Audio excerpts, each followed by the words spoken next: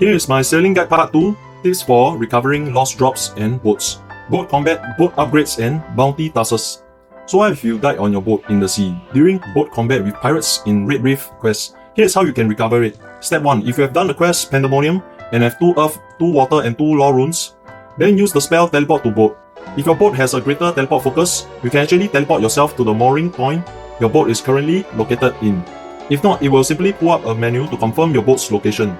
Step 2. Rub a sailor's amulet charged with at least 1 law and 10 water runes to teleport yourself to Pandemonium, Port Roberts, Red Rock and Big Fin Point if your boat is located in one of these areas. If it's in the Pandemonium and you don't or you can't use the sailor's amulet, then you can also use the teleport with a sailing kit. Charter Captain Tobias' ship from Port Sarim, which requires 30 coins or Ring of Karos.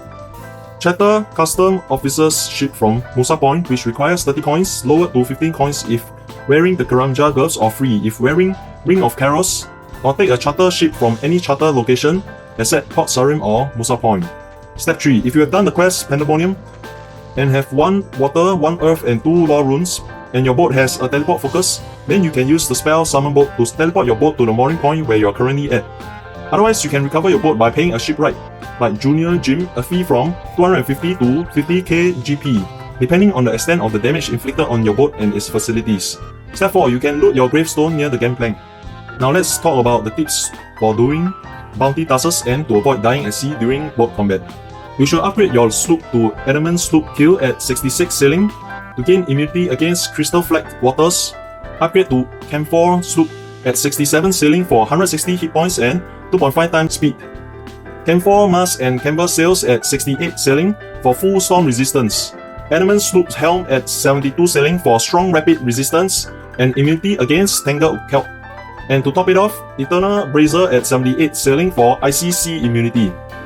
At 57 sailing, install 2 Betrayal Cannons at a minimum for boat combat. Adamant Cannons and 2 crew members with 4 privateering, Oars Woman Orca and Jittery Jim at 70 sailing are better, while Dragon Cannon at 92 sailing is ideal to have on your boat. Stock up on your highest level cannonballs that your best cannons can use and keep one inventory empty to load cannonballs. A ballistic attractor can be built on the player's boat to recover 60% of the cannonballs fired. After completely charting 8 seas in the Western Ocean and 5 seas in the Shrouded Ocean, and then showing Chartin Charles McAtlas the captain's log, the player can buy 25 noted ales of Perildance bitter at once for 7,500 coins from Charles, who is located in the cave on the Pandemonium. A cake filled with Perildance bitter to boost the cannon's maximum hit by +1.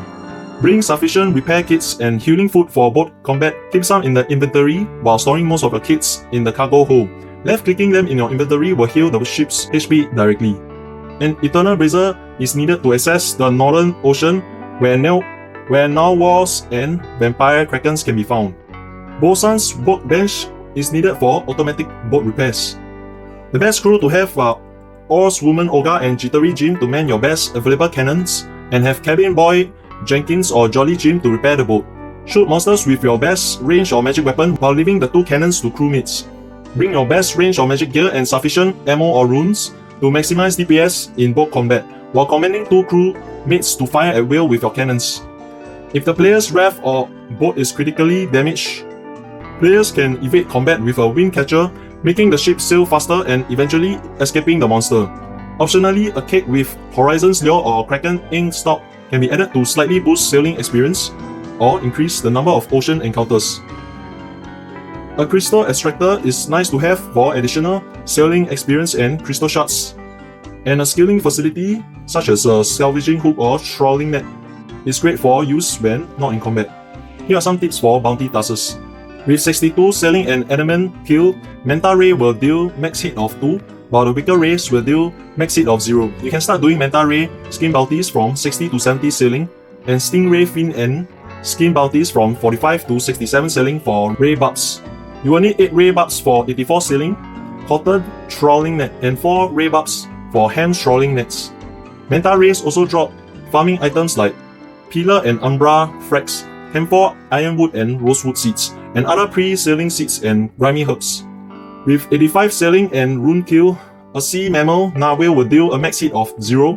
You can start doing Babber and Task bounties from 62 to 76 sailing for Narwhal horns and dragon nails. You will need 1 Narwhal horn to craft Narwhal horn knife at 51 crafting, and to make charm spreader at 82 sailing. You will need dragon nails for phantom pearl, dragon cannon, salvaging hook, rosewood cargo hole, hulls, masts, and cotton sails and repair kits. Narwhals also drop elk horn, pillar and umbra frags, flax ham and cotton seeds, rune and adamant cannonballs. With 97 sailing and dragon kill, the strongest sea mammal, Orca, will deal max hit of 3. You can start doing Orca bubble and thief bounties at 80 sailing for echo pearls, dragon nails, metal sheets, tail parts, and large dragon kill parts. Rune and dragon cannonballs. You will need these drops for phantom pearl, endgame facilities, and dragon core boat parts.